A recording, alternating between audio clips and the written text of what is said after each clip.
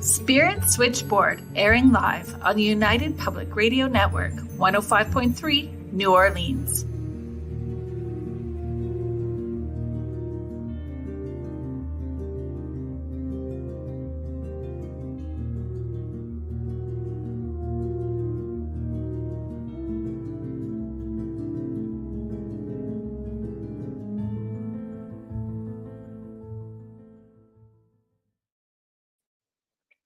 Hi, everyone. Welcome to Spirit Switchboard. I am your host, Kerrilynn Shellhorn, and you are joining me live on the United Public Radio Network and the UFO Paranormal Radio Network, 105.3 and 107.7, New Orleans. And today on my show, I'm really excited to have this conversation because I think that we've been playing email tag for quite a while. So I'm welcoming Jaclyn Goldman. So Jac AKA Creepin J is the owner of Guelph Urbex Walking Tours. She has lived in Guelph, Ontario for over 20 years and has started Guelph Urbex in the fall of 2021, offering guided historical tours of the Guelph Correctional Centre Grounds. Due to high demand, she rapidly expanded her tour offerings, which now include 7 tours weekly. Her tours range from historical to haunted to full-out paranormal investigations. Jac has a scientific background and has had extensive paranormal experiences throughout her life. It made natural sense to her to build a business based on her unique background and share that with others, both from this life and beyond. Welcome to the show, Jac. Thank you for having me, Kerrilynn. So honestly, you were my golden gem during lockdowns. And I'm sure lots of people tell you that. But truly, I honestly needed I needed to get out of my house and I love my adult children, but they're adult children. And I needed out of my space. And I mean, if you are local to the Guelph area, everyone is fascinated. Everyone is fascinated with like the Guelph facilities. So, can you tell me, I just want to know how you got started, how Guelph Urbex got started.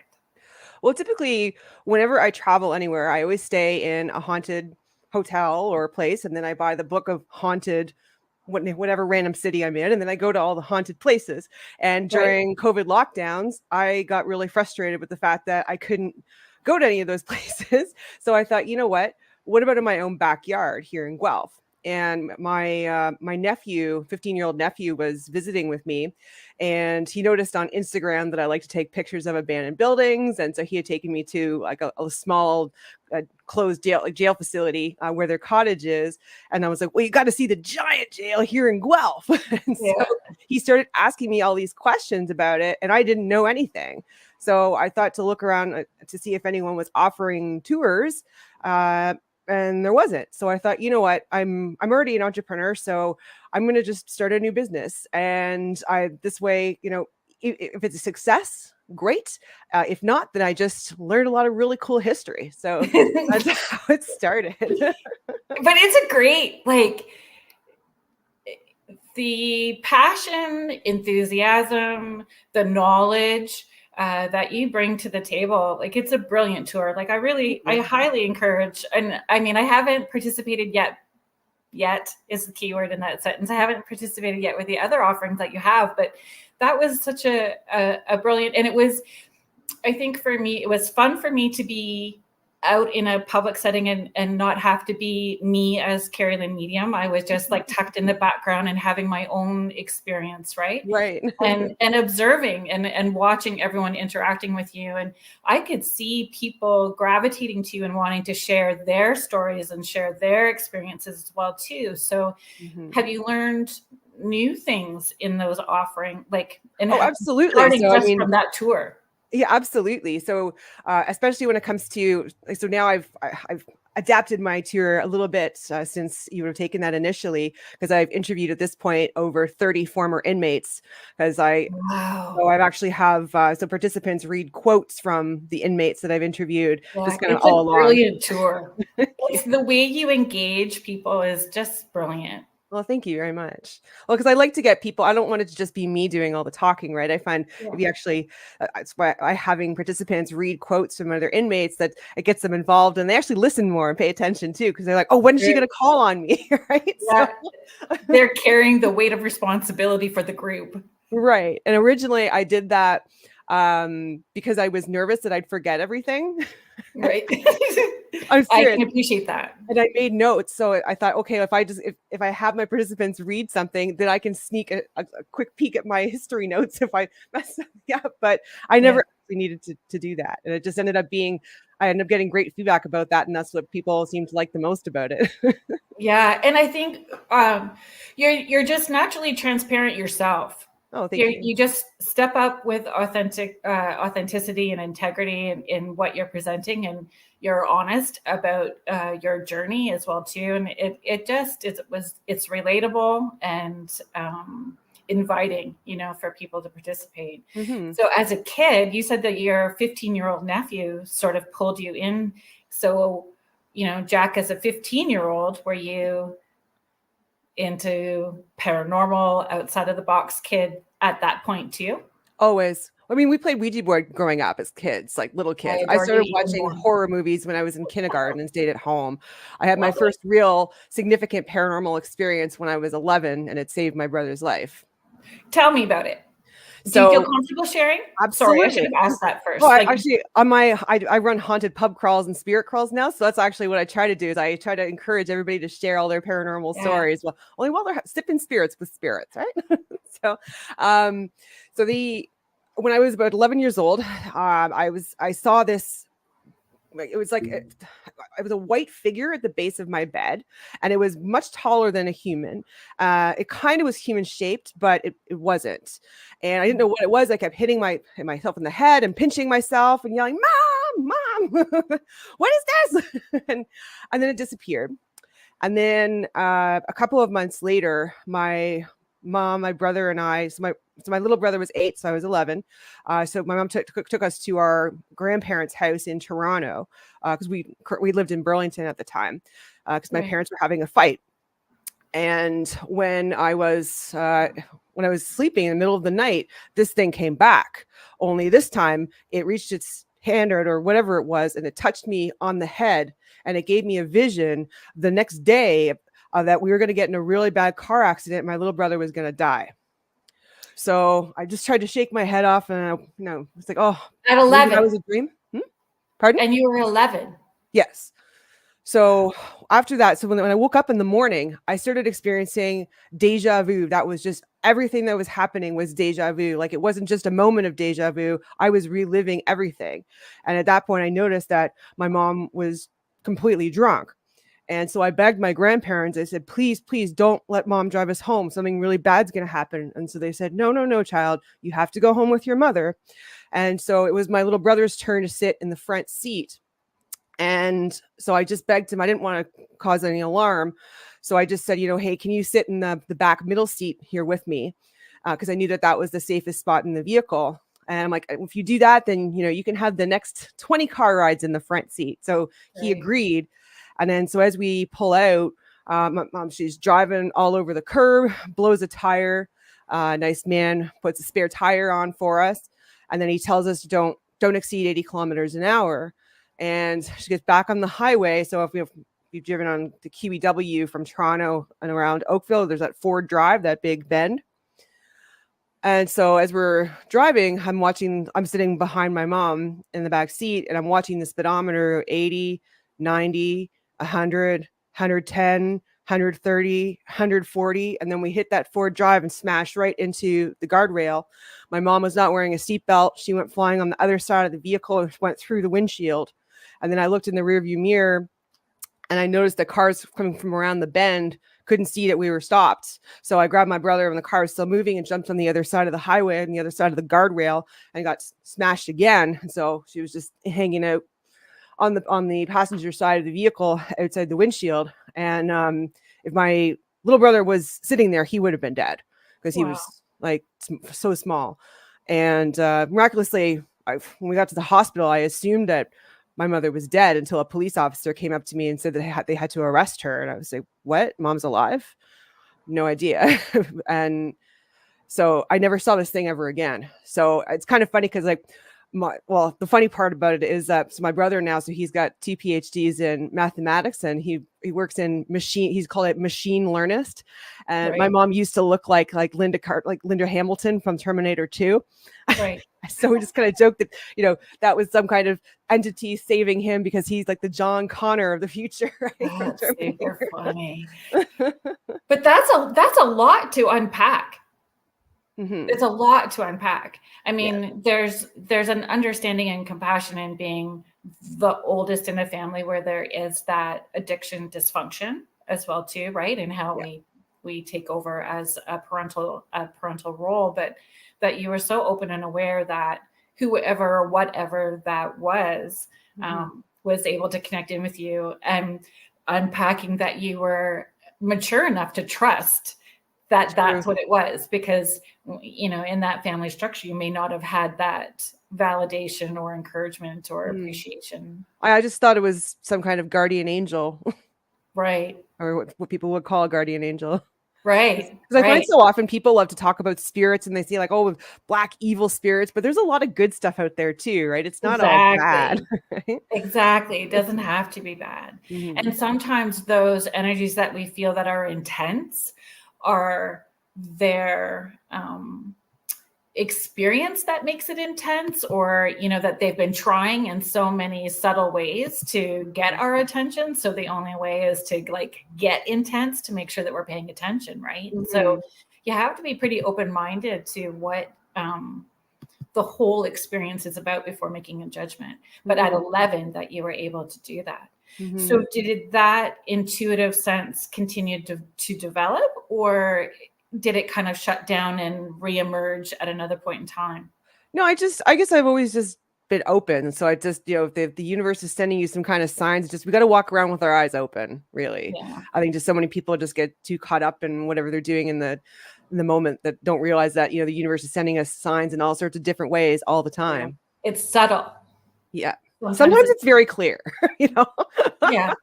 Yeah. But it's not always the big burning bush. No, not at all. It's really not. Because you just got to put a few things together. Yeah. So originally that started as the historical tour and urban exploring. So, urban exploring is the background that you had in leading up to, when you were going out of town. Can you, talk about it? And I wanted to talk about urban exploring because some of the places that I've investigated just on my personal time, same as you, right? Just because there's an interest in history, there's an interest in having a personal experience, that sort of thing. So I've used the geocaching app quite a bit. I have not tried that. Oh yeah. It has taken me to some really fun places, because when they're hiding that geocache, they're looking for some unique places as well too. So I found some neat like pioneer cemeteries and different locations by using the geocaching app. Oh, very cool. Yeah. So I mean, I really resonated with that idea of urban exploring, and that's certainly how that started for me. But I would love to hear urban exploring. I don't know. That's why I call myself Creepin J, not because I'm a creep. It's just I like to creep around in places, and so I'm fascinated with like abandoned buildings and abandoned towns, and so I mean, like as soon as the COVID break was over, I called it my bando trip. I'm always doing this bando trip. So I did Death Valley, so all in like Nevada, Route 66, and then extraterrestrial highway, and just going from like abandoned town to abandoned town and photographing buildings and not being afraid. And that's fun. Yeah, and creeping around. So there's a lot through Northern Ontario too. Have you? I have actually not spent that much time in Northern Ontario. I believe like there's a lot around Sudbury, right? Yes, that's my sort of neck of the woods, right? Okay. So I grew up outside of Sault Ste. Marie, so that whole area. But even going like north of Peterborough, there's all kinds of like really neat places to check out in our community too. So yeah, I should, because like lately I've just been going to the States. Oh, but there's the history seems to be a little, richer. But I think, for what you're doing and digging in, here's some history that people may not have known about. So, Right. I mean, you're a researcher and historian at the same time, whether you recognize those labels. Oh, absolutely. Yeah. And actually, so a lot of the, I guess with all of because I was going to mention with the correctional center, originally I wanted to do that as a haunted tour, but I couldn't find any ghost stories. So I know. So I was like, well, I guess I'll make it historical. But as you've gone along, have you gotten? Well, yes, because now I started. There is a few. Yeah, so now I started doing paranormal investigations at the correctional center at night. So outside. Yes, outside. We just need to be clear, right? Like there's not really access inside. There's no access inside, and I have permission from Infrastructure Ontario. I have a permit, so not everybody can creep around there at night. If you're actually in there that you're not part of my group, you can actually be charged with trespassing if you're there in the evening. So just putting that warning out so everybody. Thank you for the reminder. But yeah, so I've run about 12 so far this summer, and it's really interesting that I'm seeing some pretty consistent results. Because I let everybody use equipment, right? So I've got 12 different pieces of equipment, and we're in the same spots. We're identifying some of the same spirits, and I don't tell anybody in advance because I run it like a science experiment, right? I was going to ask you about the science because that's your background. In looking at it as a science experiment, you have to repeat the experiment. Exactly, with different people using the same tools. So you have, what I love about these is that you have people that are super sensitive, that have had tons of experience with the paranormal, and then you have like the guys that are just there because their girlfriend wanted them to, and they're like, voluntold, whatever. Yeah, I don't care. I don't believe in this stuff. I don't believe in no ghosts. Yeah. And I just kind of let them go, and I'll debrief them afterwards, but there's some pretty consistent findings, and it's very interesting. Do you There's find definitely a lot of activity there? Yes, because I know that I've dragged my kids when they were younger. Let's go. Let's go, and really educating people too that you don't necessarily have to be inside a building to have those experiences. Right. Yeah. I mean, these things are spirits are everywhere. Exactly. Just like, and the same thing too. I mean, we do it at nighttime, but like spirits are just active at night. Yeah. My craziest experience in Guelph downtown was at the Woolly Pub. Oh, really? Okay. That's a new one. All right. That hasn't come across my radar yet. What was that? It was actually inside the building, not even outside of the building. Mm-hmm. And what happens? It was like a Harry Potter painting, when the characters in the painting start talking to you. Okay. The painting behind the bar, and up above, started moving. And then one came out from it like it was a mirror. So I'm assuming there's some kind of portal thing going on in there. And it looked at me and talked to me. And then it moved around to the back of the building. And when I looked out and across the street, there was something. Wow. I don't know what it was. Can't identify what it was dancing. Okay. It was maybe 3 or 4 feet tall, and it looked like it was dancing on the roof of the building across the street. And just so we are all clear, I was not drinking. Okay. No alcohol was involved in that spirits encounter. I mean, that was a while ago. Right. At least 20 years ago. But it stuck with me because it was just, it was a wild experience for me downtown. Wow. Yeah. See, the most haunted place in downtown Guelph in my books is St. George's Church. So kind of close. Oh yeah. By a long shot. I know everybody always talks about the Albion, but I personally didn't have an experience inside the Albion either. Yeah, neither. But it could just be us too, right? Everybody's going to bring their own energy into a space. Absolutely. So one of the questions I wanted to talk to you about, when you said that in looking at it as a science experiment and having different people, different equipment, same equipment, different equipment. in that It's the same location? equipment, but I've got 12 different pieces. So I encourage people, because some people really have a knack with one particular device and then not with others. So like everybody to try Exactly. everything. So are you finding residual energy or intelligent energy, because are those spirits kind of warming up to you? Here Yes. comes the pretty blonde and With she's the bringing more exception of friends. with the exception of one. Are you allowed to swear on this thing? Nope. Okay. So I've used a spirit Salty box for a words. really long time. It's okay. I've used a spirit box so many times. I've never heard swear words come out of it before. But there's actually I call them the FU ghost, where Okay. every time in the same spot, it's like F you, F off.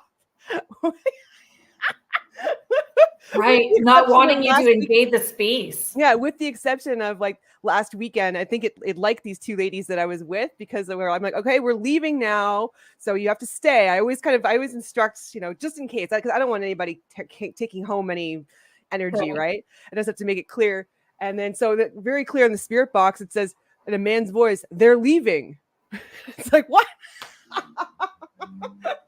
So what was the difference with those two ladies? I guess attitude, energy. Yeah, I think so the one woman, she had a lot of experience with the occult, and her mother was into that too, so I think that maybe there was something special about her. Interesting. And you don't really know. I mean, you don't know if the history of the land included anybody doing something ritualistic. You don't know what happened in between it actually being open as a jail, open as a prison, and shutting down, and before it became offices that it is now. And or even before all of that, because on the other side of the river where the Turfgrass Institute is, they found indigenous artifacts dating back to 8,000 BC. Shush, eh? Yeah. Wow. Yeah. Yeah, but it feels weird. Like Guelph is just weird. Like there's lots of history that's buried. Yes, literally. Truly. Well, that's why I also run a tour on the hidden burial grounds in downtown Guelph, because there are actually 7 of them. There's 7. Yes. So that's, what one piqued my interest as soon as you put it up, and I just wish that my schedule was more in line with your offerings, because it was the ward murder tour. Yes. Well, that one, so I have a local historian, Bonnie Dirtnall. She's running that tour for me now, because I actually originally, all the history from the Prohibition side of things, I got from her books, because she wrote 2 books on the ward and all the Prohibition history and murders and that sort of, and prostitution. And so I thought, it's best if she runs those tours for me now, because there's a lot of really cool history in the ward. And she's actually right now, it's going to come out in October. She's writing a book, Haunted Guelph, because we need one. We need one of those books. Truly. So it's really exciting. And how fabulous that it's grown that way for you, that, you're incorporating these different arms and different people, and that it's morphed the way that it has, right? But yeah, the original Murder Street concept came out was because, it was a joke between me and my neighbors, because we just it was about a year after I purchased my home. I was just leaving to go to the grocery store, and there's a cop in my driveway, and there's all these cops in the street, and they're telling me to go to the other side of the street. And so I'm like, what's going on? There's like 13 cop cars, ambulances, the SWAT team. And it's like, what is this? And I guess a lady a few doors down from me was trying to stab her, or did stab her significant other, and was running barefoot through our backyards. And then as I didn't actually meet the neighbors yet, so this was a great introduction to all of my neighbors. I'm like, oh yeah, well, someone got stabbed and died over there, and someone got stabbed and died over here, and then a few months later, someone else got stabbed and died in the road. And it's like, so we're just joking with my neighbor, it's like, we live in Murder Street. But I love the ward section. It's beautiful. It's so beautiful. And for people like us that are interested in dark history and are energetically sensitive, it's appealing. There's nothing repulsive about it. It's more like, okay, there's a weird little comfort zone that we're going to snuggle right into these stories and share with people, right? Well, not everybody likes the fact that I run murder street tours. There's someone who goes around tearing down all my posters for sure. Wow. But I joke around. I say I'm lowering our property taxes one tour at a time. I mean, it's storytelling though. Yes. And it's not sharing a story that they can't find out on their own. Mm-hmm. Right. Like this is just part of the history. What it is. Yeah. It is. It's Mm-hmm. not made up. Nope. Not a fable. So nope. yeah, I think that happens. Yeah, regardless of what we do, there's going to be somebody that disagrees with it, right? Oh yeah, and you're doing something good if people are disagreeing with you as well, right? Exactly. What kind of tools do you bring? So I've got an EMF reader. I have a spirit box. I have divination rods. I've got a grid pen. I've got a regular thermometer. I've got a thermal camera, pendulum board. I don't usually bring the Ouija board around because it's just a little too big to carry there's around. some education that has to happen with that for people too, because they seem to be all good with all of the paranormal equipment, but if they see a spirit board, they freak out. So yes. there's a belief system and fear that's attached to it. Oh yeah, I swear I had one guy on one of my tours I swear he jumped like 6 feet in the air when I pulled out the Ouija board. He's like, oh hell no! Yeah, and it certainly can be a hot topic. And so, is there an education? Yes. So that you bring to the table and letting people know, like, we're opening and closing and we're inviting. How do you approach those? Yeah. So I teach everybody, like, from ground zero, what everything does, why it's thought to detect what it does, how to interpret it. And then, basically just what kind of questions you can ask, how to guard yourself. And then, if you're feeling, just kind of be aware of your feelings in your environment. And also to be respectful. Number one, very respectful. That's important to me. Yeah. So. And then, like you said, if they have a personal belief system using that, if that's what they feel drawn to do as far as protection, Originally I assumed that everybody knew how to use the Ouija board. So that was actually one I didn't give a lesson on. Yeah. So when I was doing these investigations at Springmill, I literally walk over to a table of ladies and they're moving their hands all like this on the board. And I'm like, what are you doing? They're like, but that's how it works in the movies. I'm like, no. Yeah. But like that education for people to know that it doesn't matter what tool you are using, whether it's an app on your phone, a Ouija board, the dowsing rods, it's all a tool that's opening up and you're asking to have a personal experience. So understanding the responsibility to that, experience and then closing it properly. So I think make sure no one's bringing anything home. People is so important. Yeah. And then not, and being respectful, because we're going into it's like going into their home. Absolutely.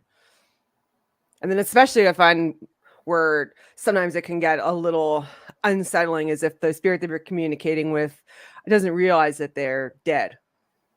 Right. And that can get because when we did an investigation at St. George's Church and that happened, things went south. I've never seen some like people getting scratched and hair pulled and choked and videos erased off their phone. And it was terrifying. And how did you are you comfortable talking about that experience? So luckily, sorry to interrupt you. I have a question to start with. Sure. Do you feel that it also depends on the energies of the people that are participating? Like, what are they bringing to the table that can also shift an experience for an investigation? Like, we all have energy that's attached to us as well too, like our own divine team or loved ones that are in spirit. And sometimes people have their own intention, whether they're consciously aware of it and express it or a subconscious intention, right? Yes. Yeah, I really think that like you said, people have different energies, and some people are open, some people are closed, some people just generally attract spirits more. Like I find it quite often when I have a group, like there's usually one or two people that whatever entity is present really gravitates to.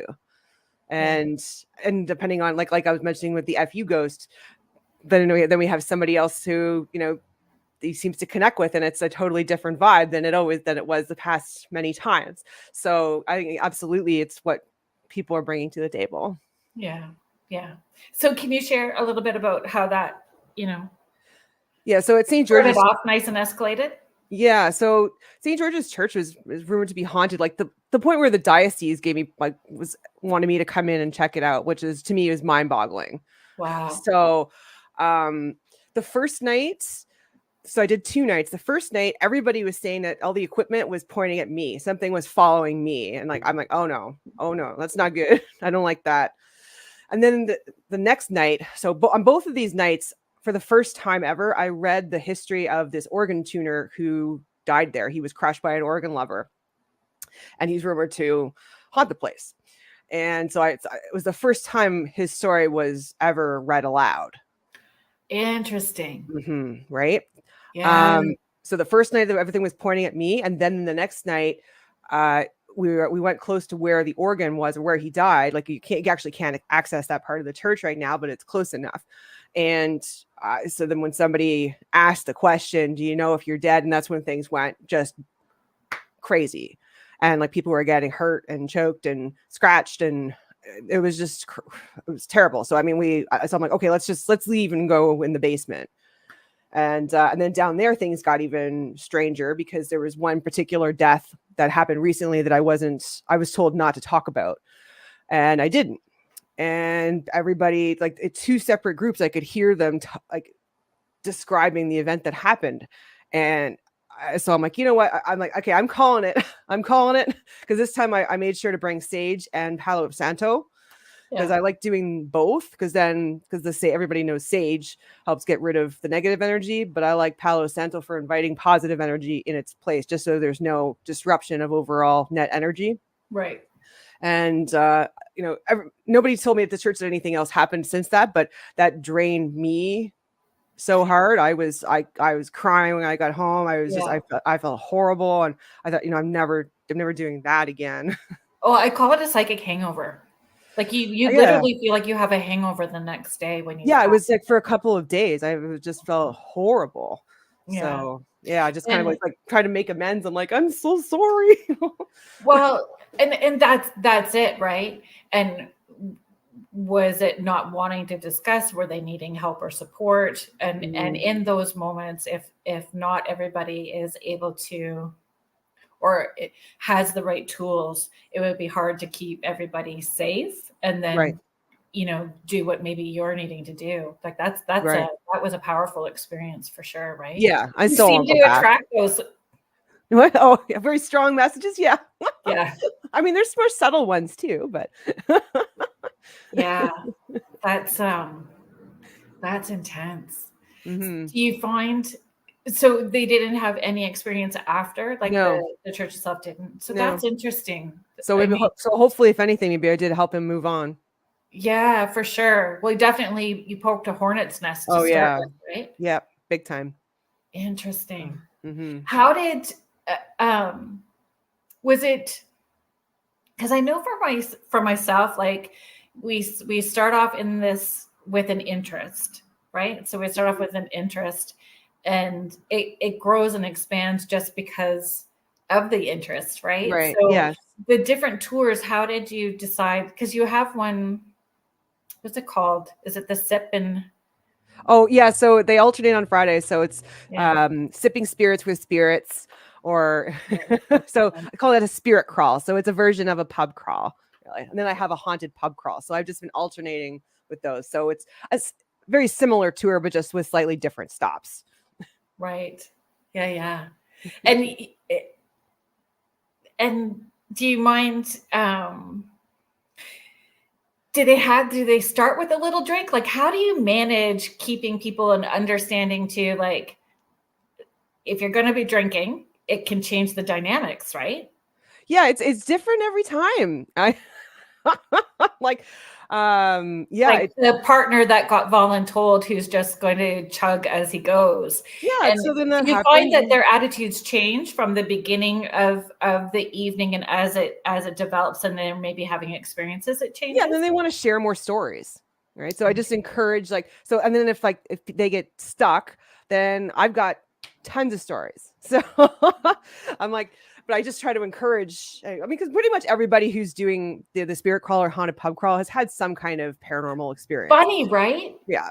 Like So when you say this is what you do, they go, "Oh, I don't believe in that," but then all of a sudden they remember a story from when they were 12 at grandma's house. right, yeah. And then there's also like the people like my father, for example, always told me, he's like, oh, I never believe any of that paranormal stuff. And then like later, now he's like 80 and he says, he's like, well, yeah, I did. I just I didn't want to admit it. So there's people like that too. Yeah. Do you And a lot find of any people are difference? nervous. Pardon? Do you find any difference between daytime and nighttime? Like you can have, are you having, like you start those, when you're doing the tours, like the tour that I did was in the afternoon, Yeah. right?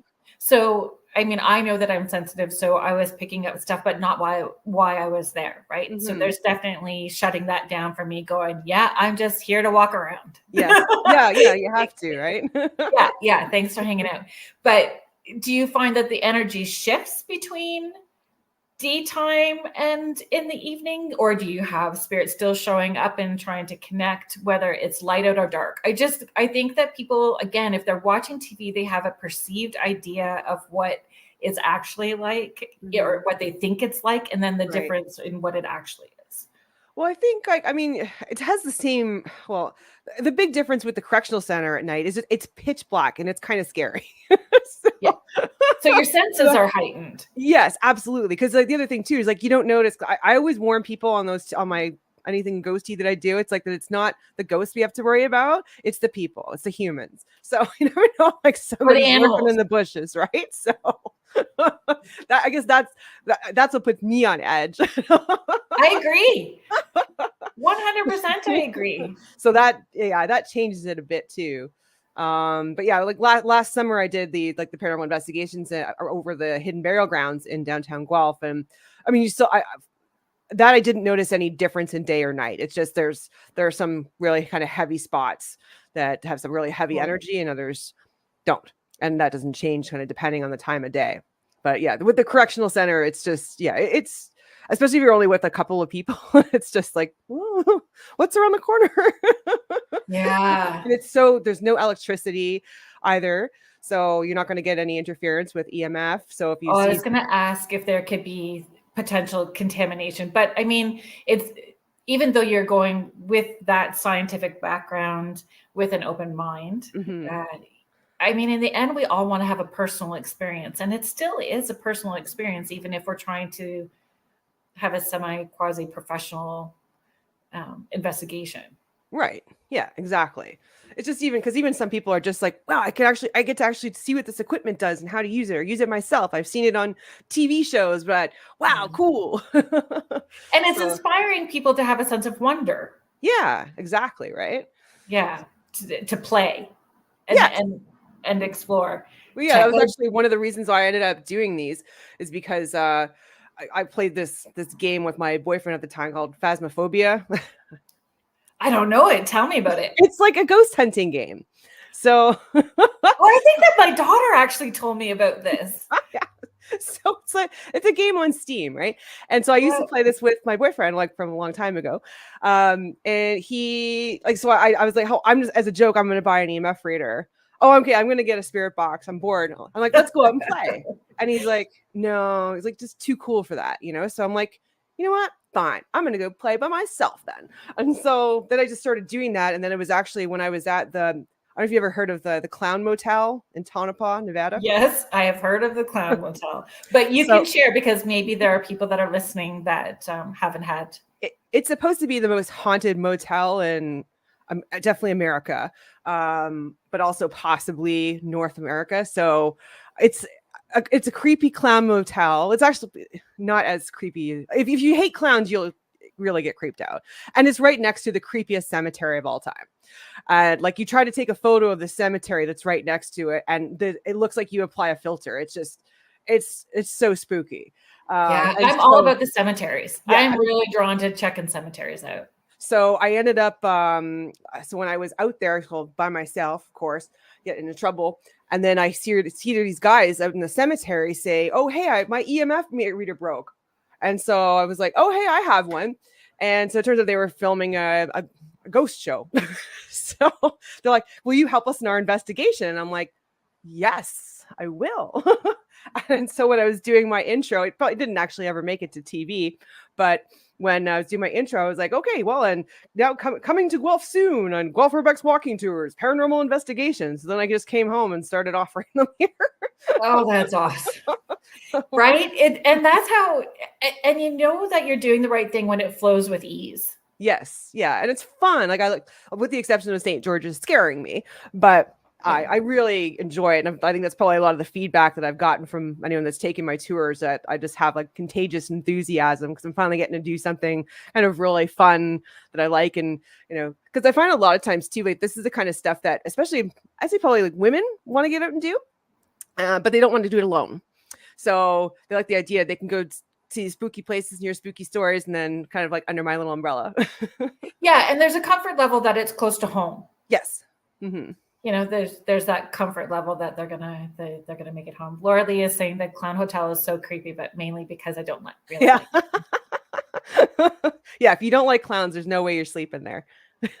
But also just down the street is the Mitzpah Hotel, which is supposed to be the most haunted hotel in Nevada. So it's like that's in competition with the Clown I want Hotel. to know how they get those monikers, or if it's just something that they add to it, because make it there's a up. lot of those, the most haunted. I know, right? Well, it's like that's why if you buy the book, haunted whatever town you're in, like, there's usually more than one place, and it's like the competition as to who's the most haunted. And Yeah. Have you taken people through, or have you explored on your own, like just even walking through the Woodlawn Cemetery? I haven't done it in Woodlawn Cemetery. I feel like I should have. I've just never really gotten any creepy vibes there. No, I don't necessarily get creepy vibes either, but there's definitely some trickster energy attached in there. That, yeah, there's been some interesting things going on. I actually took Girl Guide group through there. Oh, really? Oh, neato. Yeah. And again, it's just like it, and that was that point, right? It was starting to get a little bit dark, and there's a little bit of a creep factor. They get to play with a little bit of equipment and have an experience, and that's what you're providing, is an experience for people, right? Right. And for sure the enthusiasm, because I mean, that's definitely, I told everybody, I was so excited to share, Guelph Urbex with as many people as possible. Well, thank you very much. Appreciate it. You're so welcome. Because I mean, you're quite the legend around here. Yes. Yes. An urban legend. But it's fun, and it is fun. And I know that people, it is the sort of thing that you can do more than once, because you're going to have a different experience every single time, because it's different energy, different group of people, different spirits, right? Like it's not ever, it's not going to be the same every time. No. For you either, right? And no, that's it's not. What makes it exciting.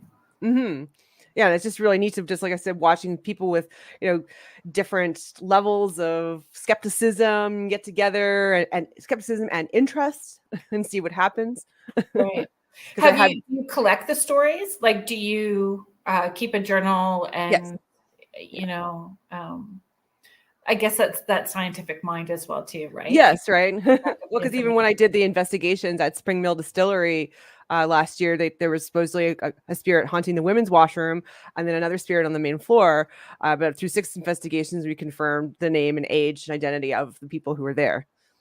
That's brilliant. And of course, didn't say anything to anybody until after, right? Right. So now they can acknowledge who's hanging out in the bathroom. Yeah. So have you had different locations reach out to you and ask to be included in what you're offering? I have, and then just for different reasons, it didn't turn out. I was really hoping to do the Godrich jail, actually. Yes, you and me both. It's very challenging to get people to. They email back and forth and then they stop. Yeah, that's what happened. And I'm like, okay, like, I guarantee I have a group of people from Guelph, and I'm like, I'm ready to rent a bus. Like, we'll go. And it's like, well, we don't have the staff. I'm like, oh, bummer. Like, maybe next year. I'm like this could be gangbusters, you know? I just keep sending the same email thinking that if I'm the little kid that's like in the back of the car going, how about now? How about now? How about now? That eventually they'll get tired of me and just say yes. Right? I'm probably in a folder that goes, do not respond. Right. Yeah. Irritating child shoved into this big folder. Yeah. It's me again. Yeah. Hey. Yes. And I've tried to format it in so many different ways. My email, you know. I know. Because they do. We respond, like there is an engagement, and then it stops right at the, like, I'm about to get my yes or no to my date. Right. And then I get ghosted. Oh, no. Literally ghosted. Oh, yeah. Too bad. So would there be other places like that you like on a bucket list for you, locally or not? I mean, so I've had it's a lot of work to organize a tour outside of town. Yes, it would be. But I'm also thinking, like, you know, because the connections with Guelph and Godrich, that it was a possibility if Godrich would be on board that I'd expand that way and become G2G Urbex Walking Tours. Right. Is what I was thinking.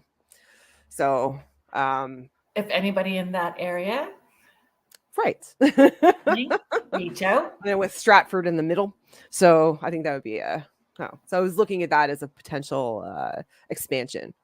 Yeah. And I think too, it's sometimes when we have a creative thought process as well too, kind of keeping things tucked in our back pocket until we have enough of the things in place before we share too, right? Like, right. And yeah, there's a lot of places in town that are haunted, but to make I've had some people working at the boathouse inquire if I could do an investigation there, but I think that'd just probably be more of a private investigation rather than have it as an event. So, I mean, I like the correctional center, but it's like in the dark, it's sometimes like herding cats. Like, hey, where'd you go? Marco. Yeah, right. So I have a whistle now. Do you really? I have to. I put glow sticks on people so I can see them. And it's that dark, right? Yes. But I mean, that probably adds to and makes them laugh, right? Because I find, you know, if you can add a little bit of humor into what you're doing, it helps them relax a little bit, and then they're having more of an experience. Except when I get scared. And oh no. That happened a couple weeks ago. I was just with two ladies, right? And whereas we're approaching the superintendent's house, I was like, oh, my app's getting something. This is the same spirit. He's back. And so as this is happening, there's something in the trees above me. And so I just go, ah, I ran away. And they're standing there like, Jaclyn, what were you just going to leave us? I'm like, no. Did you not have your own, you know, glow stick tied to you? Follow the glow stick. Yeah, they just you need. And I usually have with bigger groups. I have a little skull head that lights up, so that way people know which one's me, because it's really that pitch black. Yeah. So if somebody's turned around and has a glow stick on, like, I don't know if they're in my group or not. I have to see the glow stick. So Michelle Plummer's just saying these girls are on a roll with the puns. We're gonna have fun and a good pun, right? Mm-hmm. And that's interesting. That's really good that you have yours is something that's different, right? It's to identify you separately from the group. And then my thought was too, like, what if you ended up with some glowing orange orb too, right? Then how are you identifying? Right. Well, actually, in the sky. Yeah. Well, actually, we captured a whole bunch of orbs there a couple of weeks ago. So, okay, talk to me about orbs, because orbs are a thing. Orbs can be a heated conversation as well too. Right. So, I'm impartial. yeah, I'm I'm not sure open-minded. I'm not entirely sold on them. Like, I'm probably more inclined to just think that there are some sort of artifact, whether it was, moisture in the air or bugs or something like that. But I have seen some videos where I thought, well, I'm like, wow, that's Yeah, me that's too. something supernatural. I think that I'm comfortable enough to say that I still am learning. Like, I'm still needing to be educated and have enough experiences before I feel confident. I would never say I'm an expert about anything, Oh yeah, not me either. because I just don't know. But Right. I have that same sense of wonder. But definitely, I guess orbs would be that scientific experiment to play around with at the correctional grounds, like same Hmm. time of night, different Different day, or camera, different yeah, cameras, lenses, yeah, and seeing what happens. and that's what Or I'm trying doing to that do. shout out, right? Hey, if Yeah, you're here, show up like an orb and see what right. happens, right? Yeah. Yeah, so that's what I've been trying to do since that happened. So I tried with my camera, and I'm trying with like my phone camera. I'm trying with just a few other things, and to see if I can verify it. Or yeah, yeah. But And nothing, eh? well, haven't yet. So this was so I've only done 2 since then. So Right, right. don't know. Hard to say. So if anybody's interested, if there's some research that needs to be done. Yes. So our main mission with the correctional center is to try to find the burials, because I'm convinced that people were buried on site there. And with the dowsing rods, it's not kind of pointed a direction? Oh no, we've identified many Oh, very cool. locations. Yes. So, and all the same spots too, which is interesting, because usually you would have some sort of mass grave in a local cemetery or even on site, and Right. Guelph doesn't have one. And we know for a fact that many inmates did die there.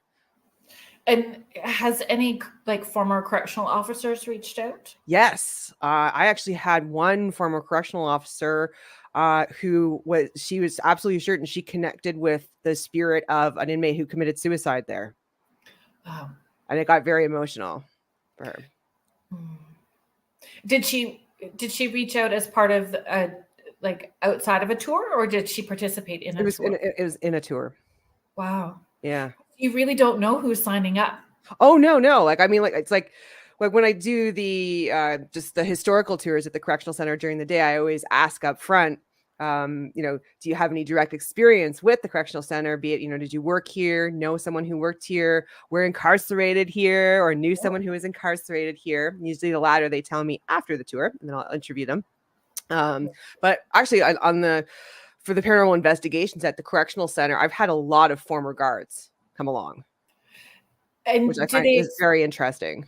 Right. Do they share if they had experiences? Yes. During their time there? Yes. And I that's very I want to use the word brave. Like, it's brave of them to feel that they can share that maybe after the fact, right? I mean, they're in this position where they're having to be respected. So sharing something openly may not have been so easy for them at the time. Oh, absolutely, right? And so it's nice that they can share now, or even like anybody who's sharing any stories on my tour. I mean, I usually try to kind of break the ice. I usually tell something personal story of mine, and then people kind of get a little bit more comfortable. Yeah. So it's and that's the relatability, right? That's the relatability. It's the transparency, the integrity that you're bringing to these as well too. And knowing, laying that foundation that you're willing to engage with them on that level, right? And have empathy. Everybody needs a little more empathy in their lives. No kidding. No kidding. So where do you think it will go next? I don't know. I mean, geez, I've already got 7 tours a week, so I quickly made myself the biggest tour operator in town. So I don't know. I mean, do you find though that so because I keep adding tours because people are like, "What's next? What's next?" So I'm like, Right. "Okay, I'll give me more stuff." So Right. So there's pressure in that, right? yes, So if there's a comfort level right now and just it is what it is and it will unfold organically, but do you find, that it's running so popular that you need your own thing that's separate from it? Like, well, I'm doing the haunted stuff. So my other tour guide, Bonnie Dirtnall, so she's a local historian and researcher. So she does my Murder Street tour in the ward, and then she also just launched a tour for the ward history walk. So she sticks more to the historical part, with the exception of the correctional center, because I like doing that. I've got personal ties with that one. right. So I want to stick with the spooky stuff for me. Yeah. But I mean, do you find you need to do something to balance the demand? So there's a public demand and that can be Mhm. tiring after a while, right? Like, I mean, it's good and we appreciate it, but there's Mhm. still and we do that exchange, we gain from it, but we need something that's separate, that's just our own. Like, I do investigations that I don't tell people about because I Okay. need it just for me. Right. Well, I Do mean, you I find have the another same? business that's completely unrelated to this. So Right. it's like the complete polar opposite. So that kind of balances me out. That's so fun. Yeah. Yeah, for sure. So that way it's like by the time, yeah, I'm done one and then I'm on to the next one. So it's yeah. Different hats, right? Exactly. But it's like Yeah, I get bored easily, so I need that in my life. me too. It's that 18 tabs open all the time. Right. Yeah. So I'm like looking at, I'm like, what do I have? 20 something? So funny. Well, if you're just joining us here, thank you for joining us on Spirit Switchboard. You are listening to us live on the United Public Radio Network and the UFO Radio Paranormal Network, 105.3 and 107.7 New Orleans. And we have on the show today Jaclyn Creepin J from the Guelph Urbex Walking Tours. It's been great. Yeah. Thank you so much for having me. Honestly, when I was starting Spirit Switchboard, I knew that, reaching out to you was one of the things that I wanted to do, just because I love what you're offering locally. How would you encourage people to start exploring, or their own area, like we have. Whenever I'm exploring a new town, I always start with the cemetery, because you can learn so much about a city or a town just based on their cemetery. So you can see, kind of like the origin of where people came from. And then I always look for the biggest tombstone or the biggest gravestone and see like, okay, who was this person and why were they important to this town? Right? And So those biggest ones usually have like their family on all sides. So you're yes. getting a rich story. Right. So then you can see where they came from. I was fascinated with the life expectancy at certain times, because it's surprising how sometimes even well over 100 years ago, some people lived to be over 100 or even 90. So it's so that's where I usually start. But I love cemeteries. I always I guess I remember my mom taught me how to drive in a cemetery because she figured I couldn't kill anybody. So just always It's kind of, so and then funny. when I used to be in sales, working across Canada, I would always have my lunch in the cemetery, and then so I could catch up on my phone calls over because it's nice and quiet and nobody will bother you. Yeah, no kidding. But that was an actual thing. Like in Victorian times, they would lunch Yeah. in One time I took my sales manager to the cemetery for lunch, and he's like, "What's wrong with you?" I'm like, "No, this is actually very peaceful and quiet." It's like, yeah. I had a first date with somebody and it was at a cemetery. oh, Our that first sounds date was at a cool. cemetery. Hmm. Great date Yeah, it idea. didn't really pan out, but it was still a fun first date. Yeah. But yeah, Because in terms of like exploration though, I always just make sure, like, number one thing when you're doing urban exploration is not to trespass. yeah, So I always call it that I do urban exploration with permission. So if there's some exactly. And yeah, can't so there's stress that enough, right? yeah, exactly. Because everybody thinks like, oh, urbexing, you're trespassing, that, and a lot of people do. But that's obviously illegal, and you can go to jail for that. So with some places like there's historically like haunted farmhouse just south of Elora, and I'm like, you know what? I'm just gonna reach out to the owner. So I looked up the land deed. So that's something you can do too if you don't want to just go knock on their door. Because sometimes I don't like to knock on people's doors, because people don't really do that in the country. So you might get shot. Well, yeah, Um, there's that. And again, there's a respect level because some people, whatever their history is, they may not feel comfortable saying no in person to somebody, True. Yeah.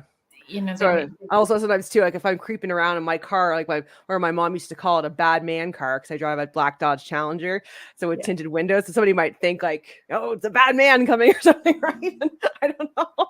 Right. So yeah, I just would Here like comes Creepin J. right. It's like, really, I'm not that scary. But yeah, I have in that in special instances like looked up the deed on the house to find the owners, and I could look up their phone number because like usually if it's like an older farm property, sometimes they might have a landline still, and then call them and explain, and I'd see if they'd give me permission to photograph their building. Right. Michelle is just saying your calling as a comedian, Jay. You're hilarious. I don't know about that, but thank you. I'm sure it's not the first time that you've been told that. Not a comedian, though. Really, eh? No. That's fun, though. Do you have a most memorable or most like the weirdest experience that you would like to share about the tours, with the tours that you've done? I'd say the experience at St. George's Church was definitely the most significant that I told you about. Yeah, just because it was just we really made I think JT upset, so that was not good. I didn't like that. So, but for the most part, for doing these investigations, it's mostly people find it fun and intriguing, right? So I haven't had anything like too seriously scary, with the exception of St. George's Church. Right. And interesting that it was a church, right? Yes. Like, when you're thinking about being on, they let me bring a Ouija board in there. Oh, like who can say that, right? That was some sweet talking you must have done. Like, I find that fascinating. Yeah. But I find it depends on who the person is that you're talking to as well, right. too. Because I have worked in places that were literally protesting about me working from their place. Really? I'm not surprised. Some people are so. Yeah, the Catholic community really. Yeah. Sure thought I had. Yeah, Roman Catholic's very different. Like I grew up Roman Catholic, and it's very different. So everybody's like, "Oh, can you get into Church of Our Lady to do an investigation?" I'm like, "That's never going to happen, ever." Do you think so? No way. I mean, like I've gone around their parking lot and everything, but where the graveyard around the museum. Oh, the museum. Okay, so Bonnie, who runs my ward tour, my Murder Street tour, so she's working on a book called Haunted Guelph that's coming out shortly, and so she was trying to talk with City Hall, the Civic Museum, about their history of any hauntings, and they said that they don't want to be associated with knowing that they're haunted. Yeah, there's lots. I mean, I have definitely come across that same experience, right? And not wanting that moniker attached to them and not wanting to be known for that. Right.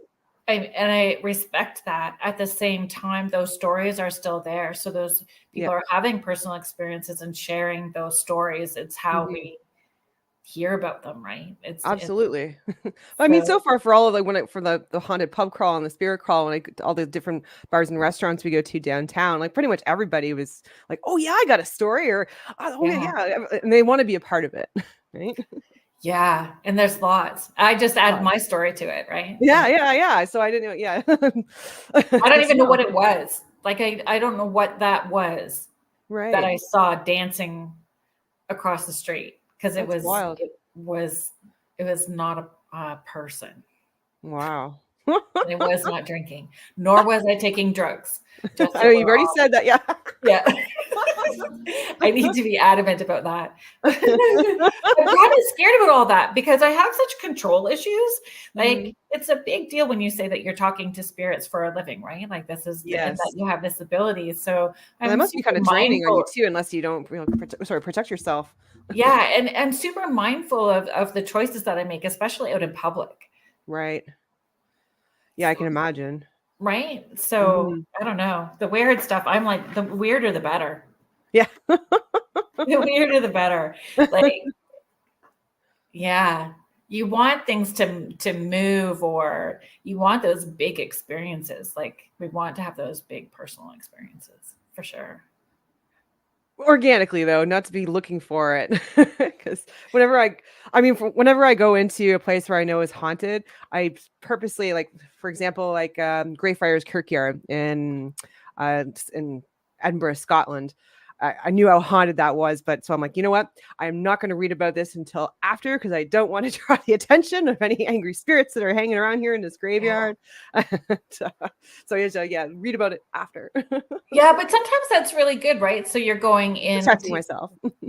Well, it's protection, and to have an honest first experience. Absolutely. Yeah, because then you're not biased and attracting energy, because then you're not looking for anything. Because I find if you're told something's there, then you're gonna have to be biased in some way, Yeah. right? And then you might be attracting energy from something else. Exactly. But I find too, like, so do you get people to introduce themselves? Yes.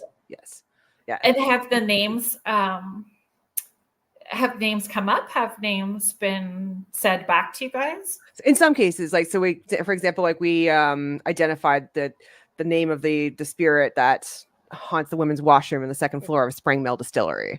Right. So because the same name came up over and over again, and how old it was. So, and then we also made another ID at the correctional center in one spot as well. So where it's the same name that keeps coming up over the spirit box. So, but yeah, so I always just try to encourage everybody that's on my investigations to introduce themselves as well, because I think that's really important. And then to say goodbye.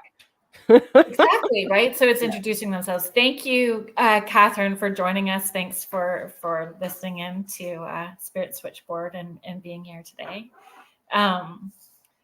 And I think it's shocking to people when they hear their own personal name being said by a spirit, it wigs them out right away. Yes. Well, I've gotten it a lot where, especially because I've gone back to the correctional center a few times, where it's like, hey, Jack, or hey, Jay. And it's like, oh, hi. Yeah. Recognizes me. Well, and that's what I was curious about. Like, if they befriend you, right? So they, there's probably some that look forward to those tours, and others that tell us to F off. And those that tell you to F off. Yeah. But it could be just curmudgeony, right? Like that's their... Well, yeah, I don't know. I wonder if I hope that you get to know more about that story. Like, I hope that story unfolds more. Yeah, well, I'll be doing lots more investigations until the end of October there, so... Yeah, and that's what happens, right? We're starting to head into that spooky season. Right, yeah, where the veil is the thinnest. That term kind of bothers me, and I don't know why. It? Sorry. No, it's all good. I don't know what it is about it though, because I'm like, it's always there. So is it and I know that there's a reason behind it. There's supposed to be a reason behind it, but I mean, if you're always in that same spot with people, we're kind of opening that veil up anyway, Right. Like, yeah. I don't know. I was just saying that because it's a saying. Yeah, if it's just that collective. What are some of the ways that people can connect with you and find you? So probably just through our website. That's www.guelphurbex.com. So that's GUELPHURBEX.com. So that we have all of our tours and descriptions there, and that's where you can book and buy tickets as well. You can also connect with us on Facebook, on Guelph Urbex, and then on Instagram as well under the same handle. And then we're also on Twitter or Zitter, whatever you want to call it now, as Urbex Guelph. Yeah. And you can book the tours, and you do private tours too, right? So it's not just I can. Yes, I can. I do take bookings for private tours as well. Yeah, that's awesome. Mm-hmm. This has been fabulous, Jac. Yeah, it's been great. Thank you so much for having me. Yeah, no, I was really looking forward to the conversations, and because people don't necessarily realize what's in their back door. Right, and there's so much cool history here. Because even too, like, that the reason why I started doing this, because like I said, I would go to when I go to other cities or towns, I always look up all the haunted stuff or interesting history that I find interesting. And I was like, you know what? There's a kind of a gap here in Guelph, and I'm stuck here in Guelph because of COVID. And there's lots of, and then I'm like, wow, there's lots of cool stuff about this city. And so I'm like, you know what? Share it in the form of tours. Yeah. Yeah, it is. There's such a rich history, especially through the ward section as well too. Yes. I'm on Waterloo, so. Oh, nice. Yeah. I'm on Murder Street. The dodgy end. On the dodgy end of Waterloo. Nice. But I would like to get into those tunnels. Like, oh, doesn't everybody? Yes. It's almost impossible. There's tunnels everywhere though, like all under town, under the main city. The reformatory too also has tunnels underneath it. The university does. The manor. Yeah. So everywhere, but I think the only people that can actually get into any of the tunnels, if they're functional right now, is the people in planning and public works. We need to make friends. Yeah, right. I've been fired from the municipal government before, so not me. Won't be me. Yeah, that's a story for another time. Absolutely. I know that you have to run because you're actually giving a tour tonight. Is it a tour? Yeah, so I do. Yeah, so I gotta like have some dinner quick because I gotta run to do my spirit crawl tonight at 7:00. So that's super fun. Well, I hope that you guys have an awesome spirited time. Yeah. I love it. I love a good pun, and I love having fun, and I love history. Like everything that you're offering is just brilliant. Well, hopefully you can come out on one of my tours sometime, or just we can do a private one too. Yeah, I think it would be a lot of fun. Do you have the people that are coming to those spirit calls? Do you find that they bring if they have equipment, do they bring their own equipment as well? No, not to the spirit calls, because like basically it's just the idea is that it's exchanging stories, so it's more of a storytelling experience rather than an investigation. So, and I wouldn't bring my equipment necessarily anyway, just in case people get impaired and then wreck it. So, yeah. But luckily, I do space it out so that people don't get impaired. So, like for example, we'll start off at one space outside, and then we go to a pub, and then I'll take them somewhere else downtown outside, and then go to a pub. So kind of like space it out a little bit. So, but to kind of just dissuade people from, drinking too much too fast. Because it just kind of can ruin an experience, right? Yeah. So I just want to make sure everybody has a good time and share some stories of the supernatural and people too. So yeah, good stuff. All right. Well, you have a great night, and thanks for joining me here tonight. Thank you so much for having me. Yeah, I'd love to have you back again. All right. Take care. Thank you. Take care. So if you guys have been hanging out, we're actually going to bring in Laura Lee. Hi. Laura Lee Potvin is, she was helping me produce the show tonight. She is the host. She is my fellow UPRN colleague and host. Crazy hair. Trying to fix it. Sorry. Mine's all fall flat. Do you want to share the shows that you have? Sure, it's just easier, isn't it? I always say that to people too. So, hi, I'm Laura Lee Potvin. I am the host of my own show here on UPRN on Monday night, The Angel Rock, from 6 to 8 p.m. And I co-host a newer show, actually started in the new year, called The Thing at the Foot of the Bed on Thursday nights here on UPRN with my very good friend, a fellow medium, and he's an angel channel, David Hansel, and that's 7 p.m. Eastern Standard Time. And if you've never met me, I am a Canadian clairvoyant medium, crystal Reiki energy healer, Akashic Records practitioner, a spiritual teacher and mentor, a registered nurse, and well-versed in the paranormal. Thanks for having me. Yeah, it's just always fun. We seem to be doing this a fair amount lately. I don't know what it is, you and I, yes. Like we produce whatever it is, and we get EVPs, and we get all kinds of crazy stuff. Yeah, for sure. So, I mean, tonight we've been talking about urban exploring and investigating locally. So, is that something that you've done? You're up in Thunder Bay, Ontario. The problem is, I had a very unfortunate accident. I always say I was beginning to be there at the beginning, or I shouldn't say that. Sorry, going to get in podcasting mode here. I was listening and doing a million things before. Being a nurse, I always say I've been so blessed to be there hundreds of times at the beginning of life working in the NICU. And towards the end of my active nursing career, I worked out in the community. If you're Canadian, it was the Victorian Order of Nurses.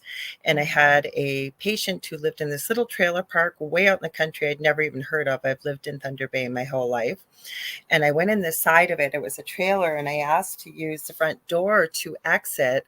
It was closer to my car. And as I stepped out, there was a huge hole in the front landing, and I fell through and shattered all my discs. So with that being said, my activity is very, very limited. I actually walk with a cane when I'm out. I don't like to, because I would love to explore and go all over. I was very active before I hurt my back, but I do know a lot about Thunder Bay and the activity here. And we've talked about this before, off and on there. Personally. Well, there's so much here. Now, for those of you who may not know where Thunder Bay is, and we bond to with having both of us our origins in Northern Ontario in Canada, we are right on the shores of Lake Superior, which is one of the 5 greatest Great Lakes in North America. And it's almost smack dab in the middle of Canada. We're about 40 minutes away from the Minnesota-US border and about 6.5 hours north of Minneapolis, Minnesota, trying to get a picture. But I can tell you, we have everything known to God. UFOs, Bigfoot. I have had a crazy paranormal story myself that I've shared on the Travel Channel's Paranormal Survivor in season 4, episode 9, called Demonic Hauntings. Our own Michelle DeRoche has been through Thunder Bay and we've talked many times about the activity here.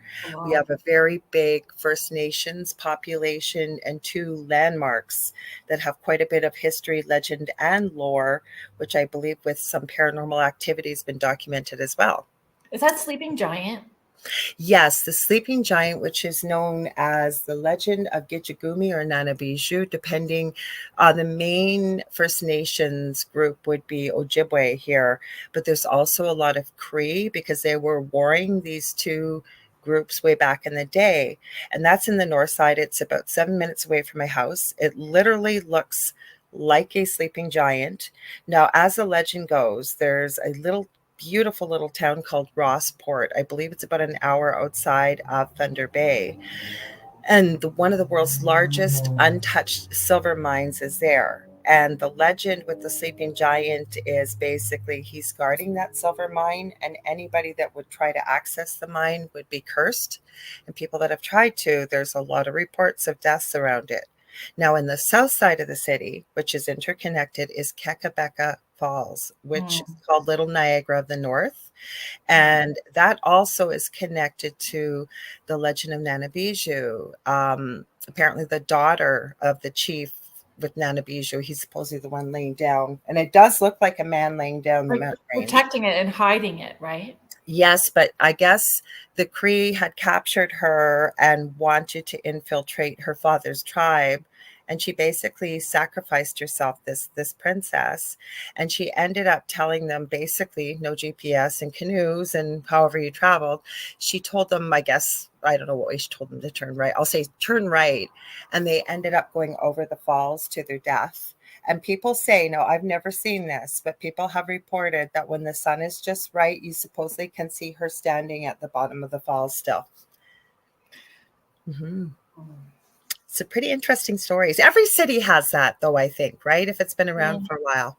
Well, every city is going to have a woman in white somewhere, because there's always a woman in white. They never say in white, though. Like, she literally has long, I've done it a few times because I talk about this lots on my own shows. So I've got a couple write-ups and I'll read the story with all the details. But as I've heard it reported, like she's got this long, black, beautiful hair, some say in a braid, some say in 2 braids, typical clothing of what a First Nations woman would have worn back then, and being royalty. So I don't know, but not a woman in white. There are lots of women in white stories, that's for sure. I just want to know, why is always a woman in white?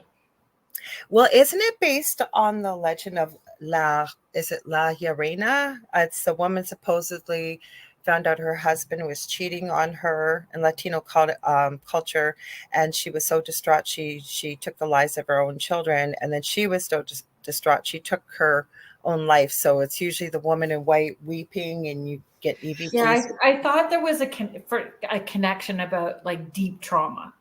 There you go. We could have just said it that simply. Yeah. I thought it was a connection to deep trauma, but I just don't get it. Like, we were talking. I want to come back looking like a swamp hag. Yeah, exactly. I'm gonna haunt as a swamp hag. Everybody needs to get prepared.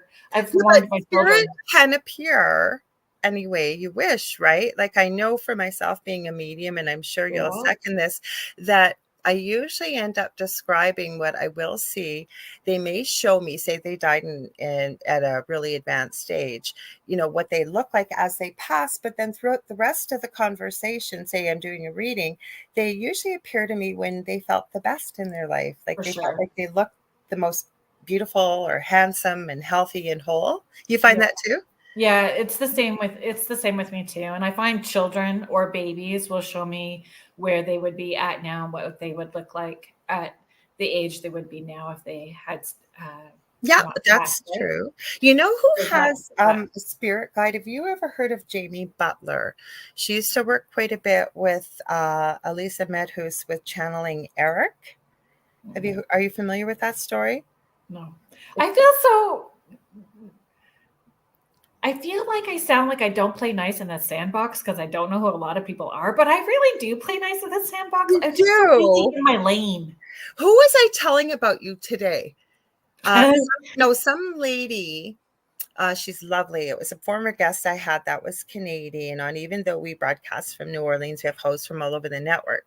And I guess a former guest had told her to contact me to ask me if this particular not ours, a different network, was legitimate. And I said, I have no idea. I'm sorry. And we got talking, and I said I was going to be producing your show and just how lovely you are. But now that I think of it, it was a friend. I think it was one of my friends. And I was saying, from the minute you said hello, I went, oh, I just love this lady. I love her energy. Thanks. Hi, Michelle. She says, hey, Laura Lee, hanging out. Thank you. That's so nice of you. I'm so glad to hang out with all of you. Right. What about the lady in white? I wanted to ask you this and see what your thoughts are. So David and I told you this before we went live. So David, my co-host on Thursday nights, he's in the US, actually North Carolina. And he was on a podcast of one that I've been on many times. It's called Talking with the Source. And he was on last Sunday. And those boys are all paranormal investigators. So while they were live, David got this massive shadow behind him. And it was just so weird that he got this, right? And we also talk about Nuke's Top 5 a lot because I love that YouTube show, because people send in their videos, and the host is quite a bit of a skeptic. Like, he never tells you what to think. He'll always say, is it all just an elaborate hoax? You decide. There was such a clear classic video clip of Hat Man or Shadow Man. And that's where they wear that flat fedora. I know you'll know, but for anybody listening, you know, and then it's almost like a rain slicker down to their knees, and it's black. It's a black shadow. So we were talking about this last night, kind of like the woman in white. Why, when people see not just shadow people, but the Hat Man in particular, he's always got the same hat, same outline of like I call it a slicker, but it could be like an overcoat to his knees. Why do we see that all? And people report it all over the world. Like, why does it happen that way? Do you think that the spirits are presenting in a way that they believe people are most going to be receptive to them? That's what David did. Okay, so my own particular experience, we had 4 main spirits. Not one person in my family knew about Hat Man or Shadow Man at all. And we never told one another right away. It would be like when you go into bed at night, you talk to your partner, like, you're not going to believe what I saw. And then we're finishing each other's sentences.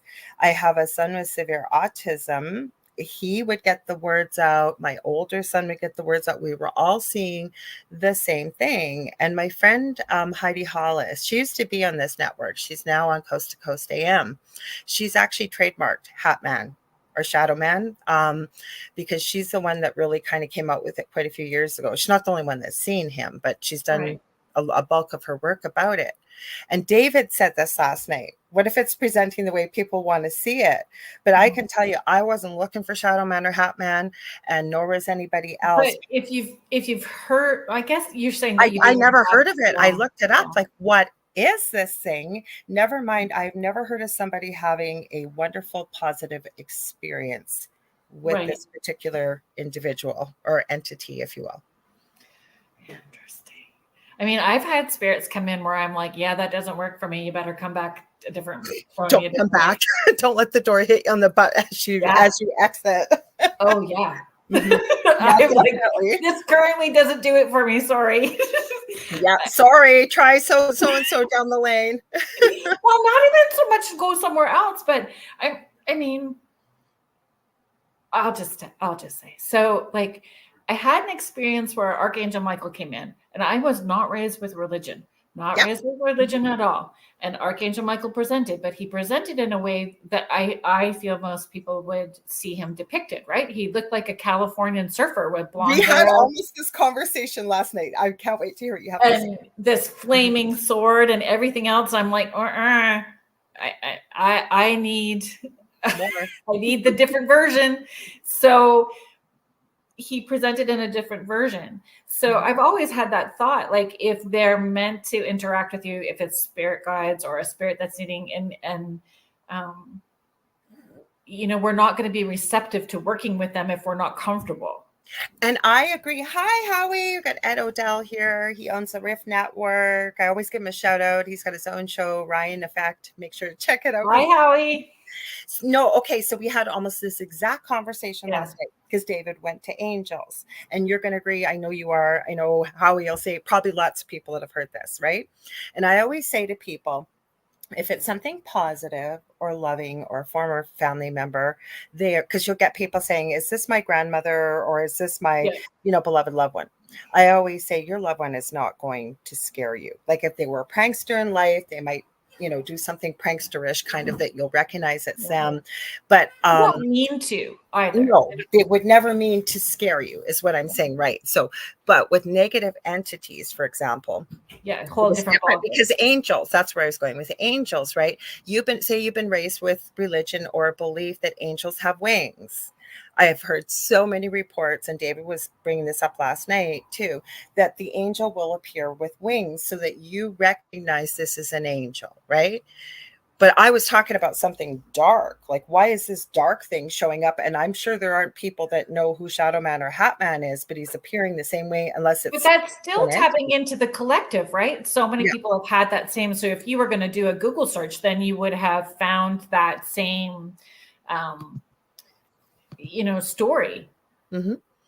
Yeah, well, we were having this conversation. It was so funny because it was almost like what David and I were talking about last night. But what you said, I think, is so important. Tapping into the collective. There are people that know what this is. And then Howie asked last night, we had quite a conversation about this, is Shadow Man or Hat Man, has he kind of evolved into what Thin Man was? And my word was no, because I think it came from a completely different source. It came from a creepypasta story, right? It's more like a tulpa, and it's been around for a long time. It's weird why it'll appear that way. Now I got to think about this, the collective. Sorry, go ahead. I don't mean to keep yapping here. I'm all excited. Oh yeah, no. I was gonna read Howie's question. May I ask, let's flip this for a sec, with demons. Mm-hmm. Okay. Well, I can tell you, sorry, go ahead. Sorry. So would demons love you or show love to you? In the beginning, yes, that's a way to get in. And I'm always a little more careful if it's a child coming through in spirit. Well, this is it. Like if you, and my experience to this point is the only way that I can respond with, right? Mm-hmm. Like I have an experience with, right. So it's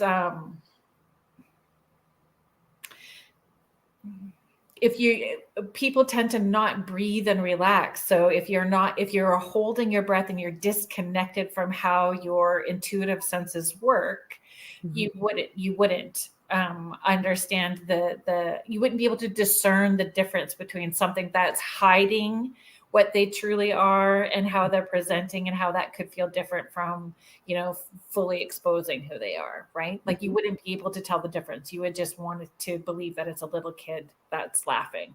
I'm like you. If it's a little girl, there's something wrong. Yeah, the girl. It's always a little girl. Yeah. No. Okay, so my experience with something like this, and I'm still not 100% convinced that this actually was a demon, and here's why. This dream happened like 16 years ago. It's like it happened 10 minutes ago. And in my previous home where all the activity was, there was a tree in the front yard. Oh, do you want to read that? Or you want me to finish this? It's up to you. Oh, okay. I'll finish this quickly. So, and it was a dream. It was a lucid dream, obviously. And he was up in the tree, this man. And I can tell you what he was wearing. Dark charcoal pinstripe suit. I always say I'm not a high maintenance kind of gal, but I could tell that he was wearing very expensive clothing. And as I'm looking up, he's got this white silk shirt on, black silk tie, and the jacket. And then he had this very neatly trimmed black goatee and mustache all in one piece. His hair was black and slicked back to here, but it was his skin. It was kind of this sickly, greeny white, and his eyes were completely black, and then they went to flame, and they kept flashing. And he said, "Hello, Laura Lee." And I had just been talking to my husband at the time about, I had a little business, and I was selling handmade jewelry and pet accessories, and I'd been out the day before. Everybody wanted to carry my merchandise, but they didn't want a commission. And we had just watched the movie The Secret. So that tells you how long ago this was. And Right. I remember my husband at the time, Earl, saying, well, maybe it's The Secret. I have this dream that night. So he says, "Hello, Laura Lee. You know that little business of yours?" Because that's nothing. All you can do, he said, "I can offer you wealth. I can offer you fame. I can offer you everything beyond your wildest dreams. All you have to do is agree to follow me." And in my dream, it's not radio friendly what I said, but I want to know, who are you? He then told me his name, told me he was a demon. He spelt it for me. And again, I got even more firmer, but you get the, you know what, out of here right now, dude. I'm not following you. And he started laughing at me, and he wagged his finger and he goes, "Oh, no, no, no, no, no. Every time you see a crow or a raven, you will know who it is." I called on Archangel Michael in that dream. I can't even describe the brilliance of the colors, like royal blue, silver, and white. I woke up sweating, shaking, and crying. I'm getting goosebumps telling you. And that was my introduction to the paranormal. I was not looking for this because all heck broke loose after that. I found the name 5 years later, and I'd been raised Roman Catholic. I'd never heard this name, got the exact spelling, the exact animal form, everything. Wow. Mm-hmm. So was it? I don't know, because we know tricksters will do that too, right? Yeah. Mm-hmm. Yeah. But since I've not had an experience like that. Mm-hmm. I don't know not had light workers that have. So here's an interesting, I had a not nice experience. Mm-hmm. And after that not nice paranormal experience, where it was definitely dark and heavy, mm-hmm. It helped remind me that light always wins over dark, and that I needed to ensure that I was stepping into any of those experiences armed with light and first. 100%. Like that it's not, I had to remove the ego. It has nothing to do with me. And the fear, because once you educate yourself and understand that it's like energy, you're no longer a match for something like that. Yeah. Nothing to fear, not being arrogant, but standing, I think, in every human being's right that we have dominion with our higher power, whatever that belief is, right? We have that right to tell whatever you don't belong here. Go back to your lower astral realm or wherever you come from. And light and love, right? Yes. Though that phrase just irritates me. I don't know why it does. And what's that, light and love? Yes. Because everybody says that. And it's been so overused. No intention behind it, no actual action behind it. And agree. so their thoughts, words, and actions don't line up. Mm-hmm. So as soon as I hear that and I can feel that it's not all lined up. I didn't mean it that way, and I know you didn't. But really, if you break it down, it's true. You feel into it, right? Like that highest vibrational source is unconditional love. Yes. Mhm. And it is that highest vibration, and tapping into holding that amount of love, and the vibration of love, and that light, like beaming it out from you, right?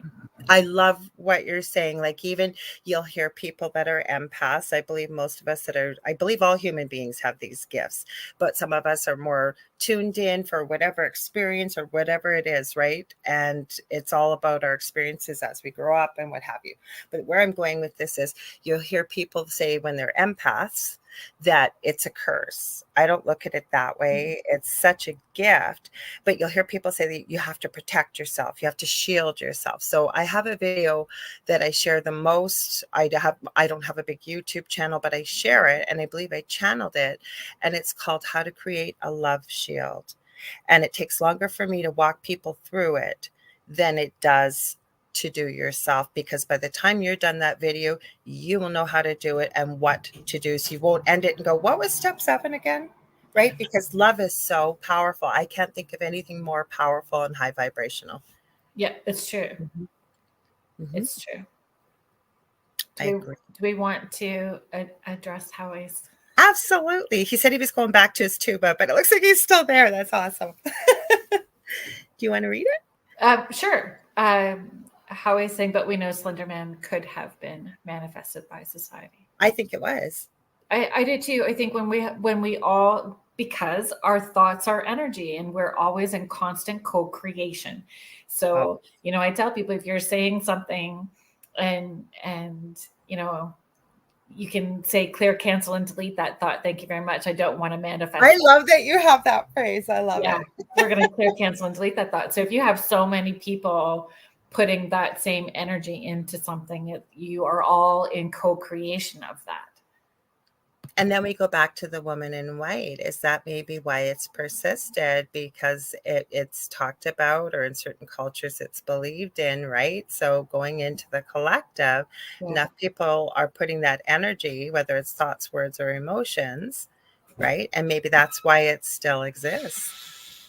So in applying that to the paranormal investigations, like when we were talking with Jac earlier, what you bring to the table. Yeah, she's pretty fun. So what you bring to the table matters, like what energy you're going in with. And I think that we need to get more comfortable with having honest conversations about, I'm feeling a little off today. Absolutely. And being honest about that, or being honest to say, I'm feeling like you might be a little off, and that's okay if you don't want to engage in this right now, and having honest conversations about how we're feeling energy of people. Well, even with the work that we do, like I always tell people that if I'm have an energy session booked to work with somebody, and even I always have a rule that I don't charge my friends and family. I just don't.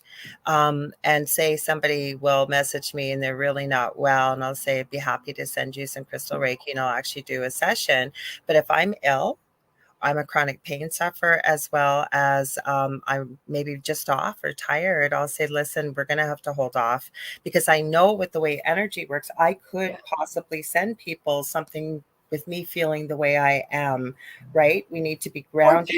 Or picking up. Sorry? Or picking up. Like, absolutely. It really leaves you vulnerable for something to slip in. Yes. Works both ways. So yeah. I agree. Mm-hmm. Yeah. And so learning to speak our truth and feeling okay about that, right? And giving yourself a lot of unlearning. Mm-hmm. And giving yourself the grace, because let's think about it, right? What do people always ask you, at least within, I would say North America, especially, how are you? And most people, not all, but most people say, I'm fine. But are you really, right? Because we don't want to make people uncomfortable. Exactly. Mm-hmm.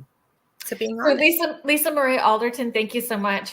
Hello to you too, and happy Friday. Thanks for joining us. And I just want to bring up Michelle's. Oh, cool. I saw that. Yeah, I just want to bring Michelle's comment up as well too. She's like, whoa, this is what happened for me in a dream the other night. Claim my free will. Mm-hmm. That's exactly what we have to do, right? And I think knowledge is empowering. So when people hear us talking about what we're talking about, you don't have to be afraid, because like I say, we never went looking for the paranormal. I had it around me my whole life, but I kind of came into what I'm doing now a little later because of the experience I went through. But what I'm saying is, by putting this information out there, it's empowering people because, people need to remember that TV is entertainment. And a lot of people, I know you were talking a bit with Jay a little bit about, or Jac a little bit about this earlier, not the same topic, but people see things on TV. Like she said, people were going with the Ouija board trying to use it. Well, this is what they do on TV. You have to remember that that's TV. And when I've run across, I know you have, and other people in the paranormal world that innocently are mimicking what they're seeing on TV, say dealing with spirit or the paranormal. And you need, like Jac said, that was on your guest, we need to be, one of her number one rules, and I was like celebrating as I was getting ready, that be respectful. That's so important, right? And people mimic some of the things they see on TV, and they go in provoking or taking things from a haunted place or whatever that may be, right? Yep. 100%. I just want to bring up Megan's question.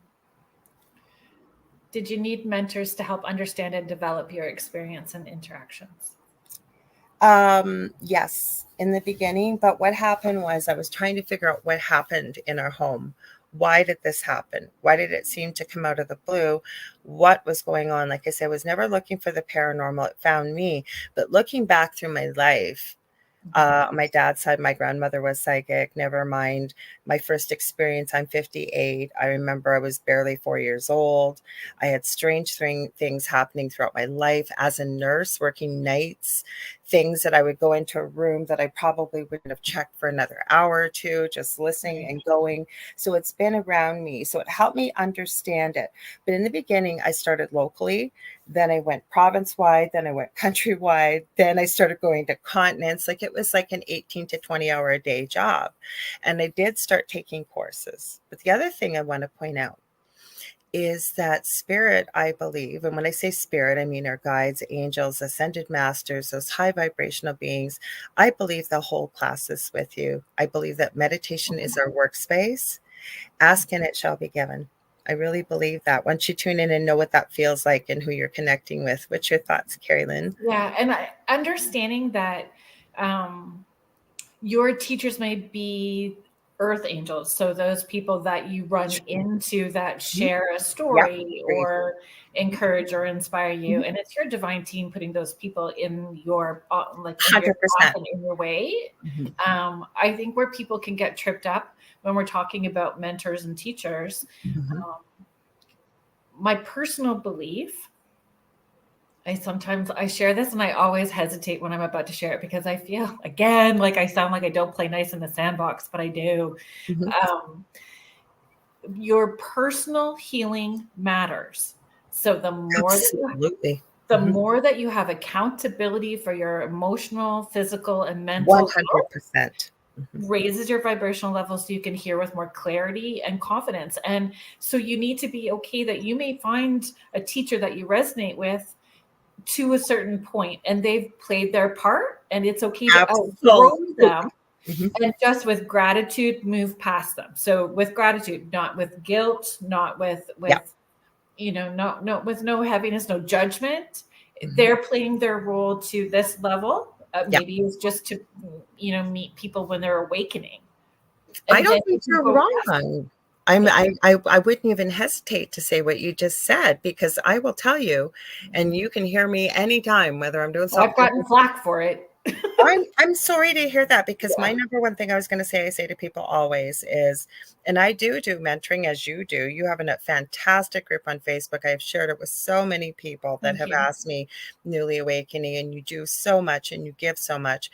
But when I'm mentoring as well, I had someone contact me and went to pay me right away. I said, whoa. There is so much stuff out there. I am happy. Sent them a bunch of stuff. And I said, because I want to be mindful of people's money as well, right? Like it costs money. Save it for something once you really maybe know what you want to do. But my whole point is, I always encourage people, work with a variety of mentors. It's kind of like working with spirit.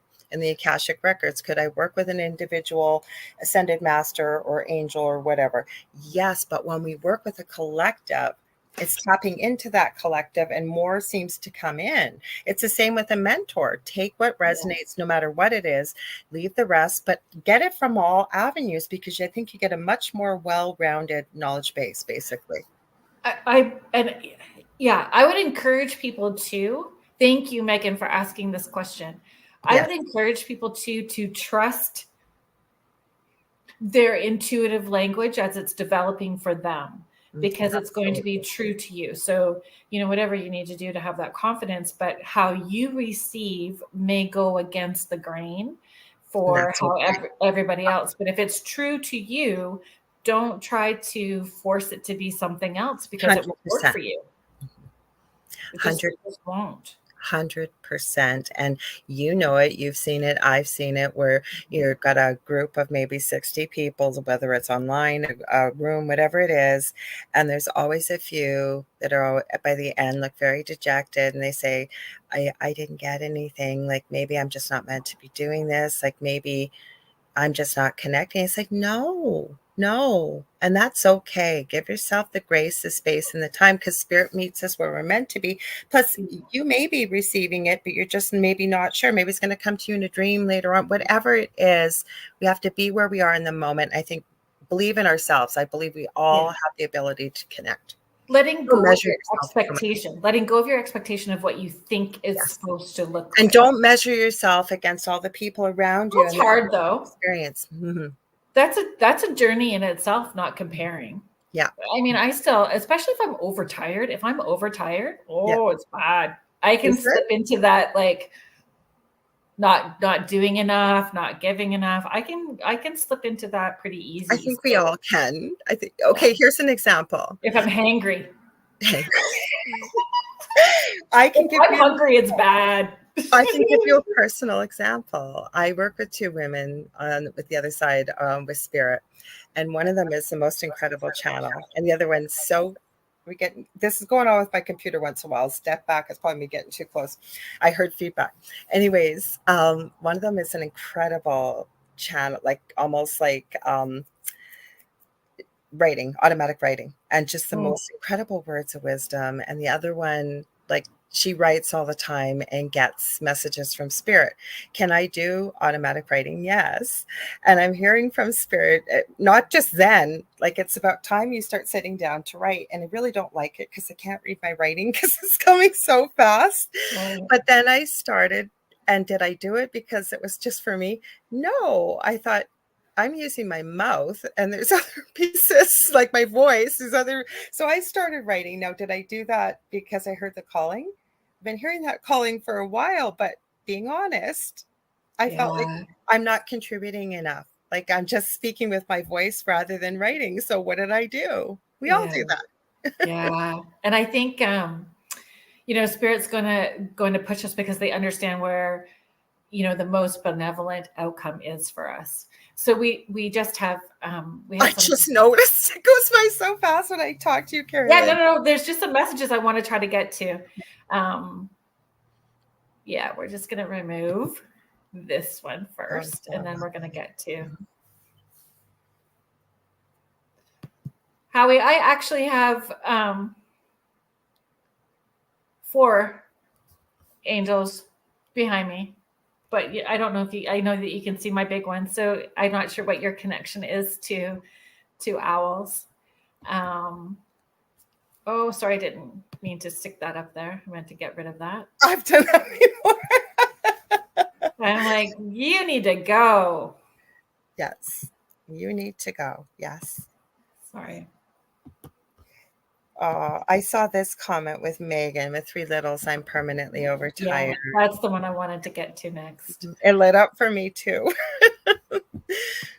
Megan, my kiddos are older now, so I have 4 children. I've been a single parent forever.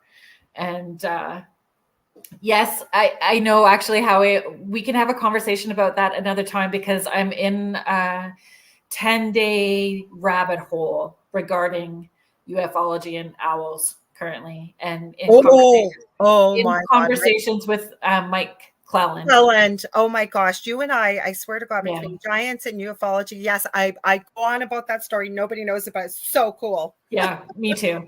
So I definitely will, Howie.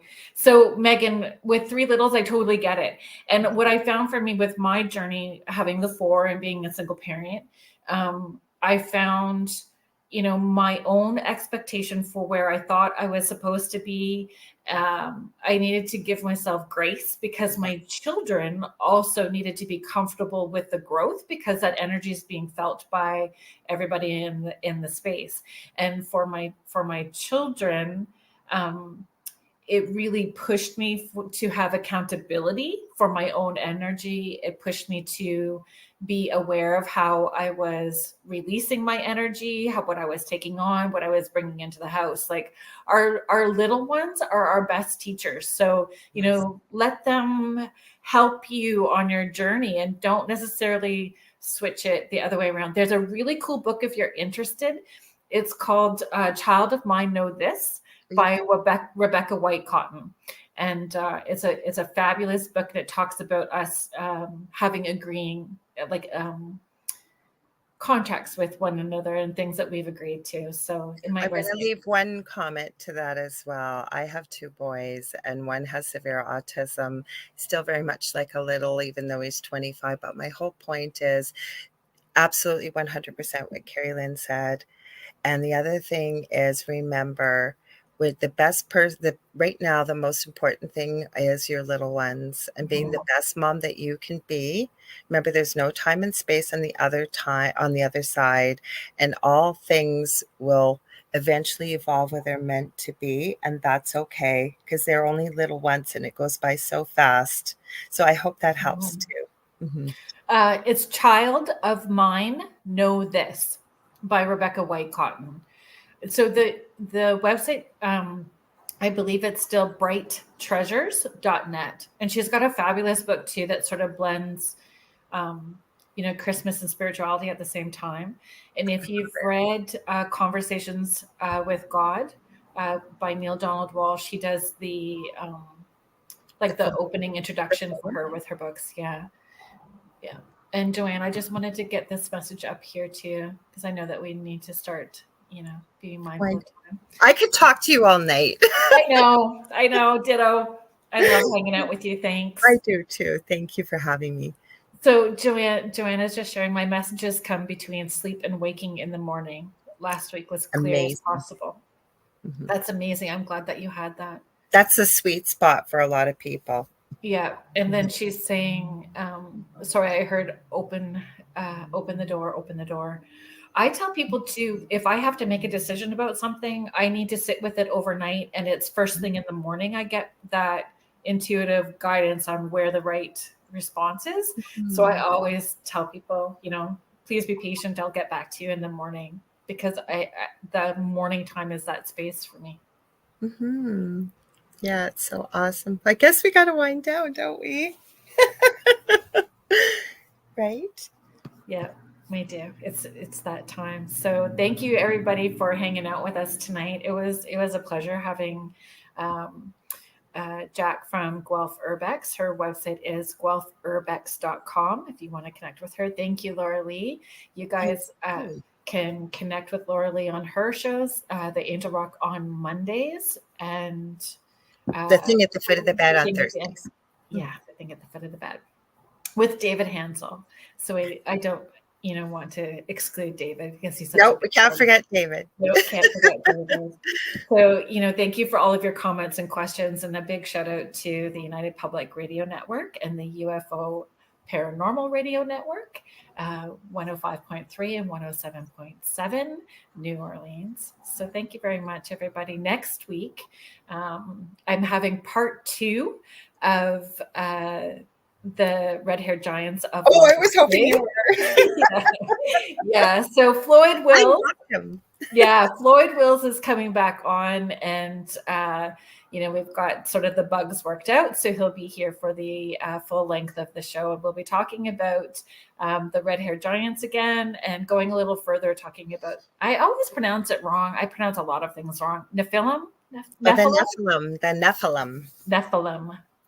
Nephilim. I'm going to repeat it all week so that I can do it right next week. Nephilim. So yeah. Nephilim, tomato. Yes. Yes. It sounds like I've got marshmallows in my mouth, or it feels like I got marshmallows. But yeah, we're going to be talking about that and other ancient mysteries, because he does talk about the Greys and he does talk about reptilians in his book as well too. And I'm marking that one on the calendar because I was so excited when you said you were having him, and then I can't wait. I'm glad. Yeah, he's super knowledgeable and well researched, and I enjoy talking with Floyd. So he's going to come back on so we can do part 2 to that conversation next week. So, please join me again next week, and thanks for being here, everyone. Thanks, everybody. Have a great weekend. Bye. Bye.